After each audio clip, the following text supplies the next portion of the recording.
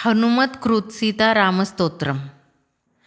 अयोध्यापुरनेतारं मिथिलापुरनायिकां राघवानामलङ्कारं वैदेहानामलं क्रियां रघूनां कुलदीपं च निमिनां कुलदीपिकां सूर्यवंशसमुद्भूतं सोमवंशसमुद्भवां पुत्रं दशरथस्याद्यं पुत्रीं जनकभूपतेः वसिष्ठानुमताचारं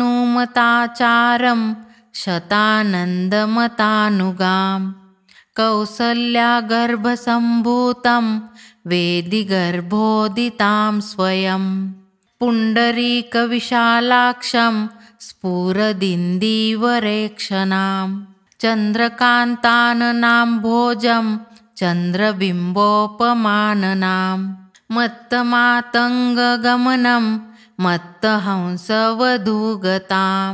चन्दनार्द्रभुजामध्यं कुङ्कुमार्द्रकुचस्थलीं चापालं कृतहस्ताब्जं पद्मालङ्कृतपाणिकां शरणागतगोप्तारं प्रणिपादप्रसादिकां कालमेघनिभं रामं कार्तस्वरसमप्रभां दिव्यसिंहासनासीनं दिव्यस्त्रग्वस्त्रभूषणाम् अनुक्षणं कटाक्षाभ्याम् अन्योन्येक्षणकाङ्क्षिणौ अन्योन्यसदृशाकारौ त्रैलोक्यगृहदम्पती इमौ युवां प्रणम्याहं भजाम्यद्य कृतार्थताम् अनेन स्तौति यः स्तुत्यं रामं सीतां च भक्तितः तस्य तौ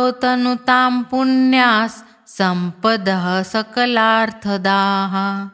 एवं श्रीरामचन्द्रस्य जानक्याश्च विशेषतः कृतं हनुमता पुण्यं स्तोत्रं सद्यो विमुक्तिदम् यः पठेत् प्रातरुत्थाय सर्वान् कामान् वाप्नुयात् इति हनुमत्कृत सीताराम स्तोत्रं सम्पूर्णम्।